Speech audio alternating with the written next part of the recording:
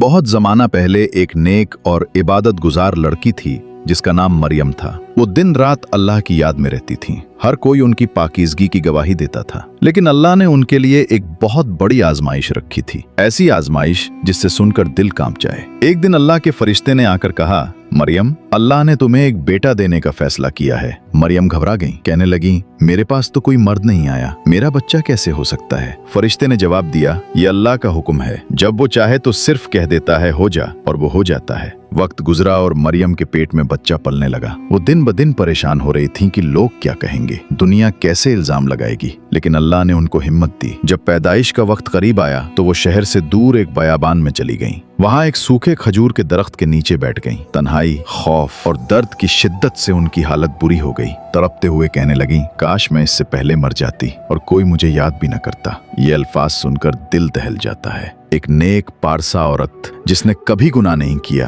वो दुनिया के तानों से इतनी डर गई कि मौत की तमन्ना करने लगी। उसी लम्हे अल्लाह की रहमत नाजिल हुई। नीचे से एक आवाज आई, मरियम, गम न करो, तुम्हारे करीब एक चश्मा जारी कर दिया गया है। खजूर के दरख्त को हिलाओ, ताज़ा खजूरें तुम पर गिरेंगी। उन्होंने चश्मे का पानी पिया और खजूरें खाकर थोड़ी ताकत मिली। फिर बच्चा पैदा हुआ, हज़रत ईसा। कुछ दिन बाद जब वो बच्चे को गोद में लेकर अपनी कौम के पास वापस आईं, तो लोगों ने शोर मचाया, मरियम, ये क्या है? तुम्हारे वालिद नेक आदमी थे, तुम्हारी माँ पाकीज़ा थी, ये बच्चा कहाँ से आया? ये अल्फाज तीर की तरह उनके दिल पर लग रहे थे, मगर अल्लाह ने पहले ही फरमा दिया था, तुम उनसे कुछ न कहना, सिर्फ इशारा करना। मरियम ने बच्चे की तरफ इशारा किया। लोग हंसने लगे, ये बच्चा कैसे बोल सकता है? और फिर अल्लाह के हुक्म से नन्हा ईसा झूले में बोल उठा, मैं अल्लाह का बंदा हूँ, उसने मुझे किताब दी है और नबी बनाया है। ये सुनकर सब लोग कांप गए। जिनको मरियम पर शक था वो हैरान रह गए कि एक नौमौलूद बच्चा कैसे अल्लाह की तौहीद और अपनी नबूवत का ऐलान कर सकता है। ये वाकया हमें बताता है कि अल्लाह जिसे चाहे इज्जत देता है। सारी दुनिया इल्जाम लगाए, लेकिन जब अल्लाह चाहे